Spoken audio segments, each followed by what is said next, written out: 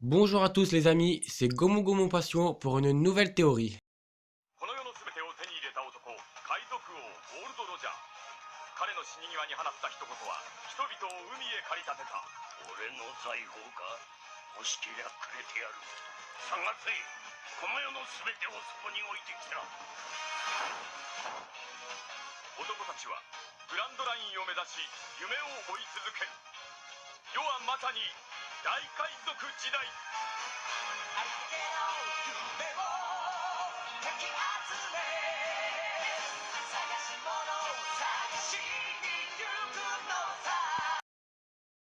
Aujourd'hui, je vais vous parler de Marshall Litchich, plus connu sous le nom de Barbe Noire.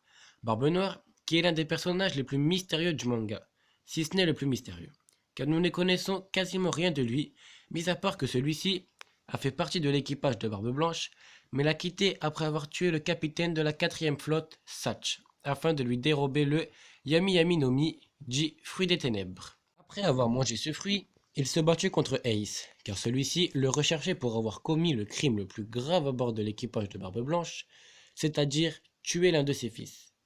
Suite à ce combat, Teach l'emporta, malheureusement, et livra Ace à la marine afin d'obtenir une place au sein des grands corsaires. Lors de la grande guerre au sommet à Marineford, il tua Barbe Blanche, déjà bien amoché, avec l'aide de son équipage, pour s'approprier son fruit du démon.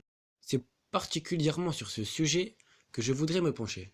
Comment Barbe Noire pourrait-il posséder plusieurs fruits du démon, ce qui est normalement impossible? À ce jour, la théorie la plus connue est celle du Cerbère. Cette théorie dit que Barbe Noire aurait tout d'abord mangé le fruit du Cerbère avant de manger celui des ténèbres, ce qui expliquerait beaucoup de choses, c'est vrai, comme par exemple les 3 têtes sur son drapeau, le fait qu'il puisse posséder plusieurs fruits du démon et la cicatrice de Shanks.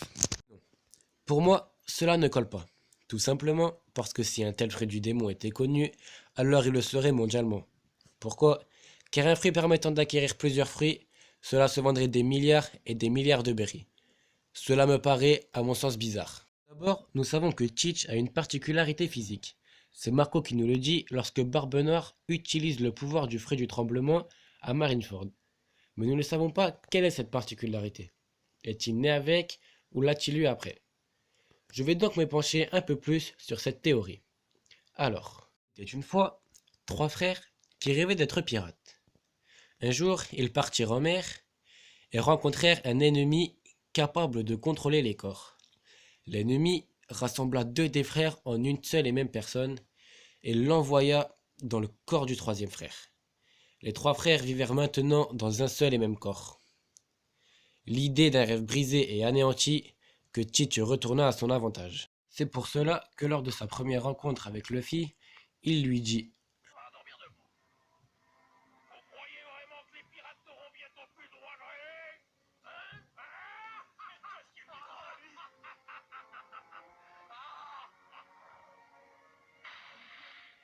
Rien ne peut venir à bout des rêves d'un homme.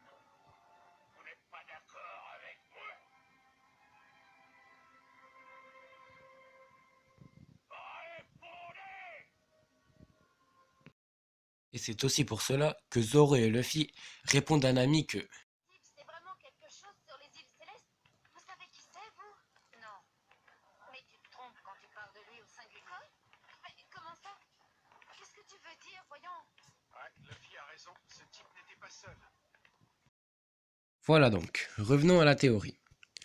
Ceci ferait donc penser que la particularité du corps de Teach n'est pas naturelle et ne l'a pas depuis sa naissance. Quoi qu'il en soit, Teach se dit qu'il peut sans doute manger plusieurs fruits, mais il décide pour le moment de cacher cela pour que personne ne se méfie de lui et qu'il n'ait pas la marine à ses trousses. Benoît réfléchit donc aux fruits du démon qu'il pourrait avoir en lisant la fameuse encyclopédie, tout en se disant qu'il aimerait avoir par-dessus tout le fruit du démon de Barbe Blanche.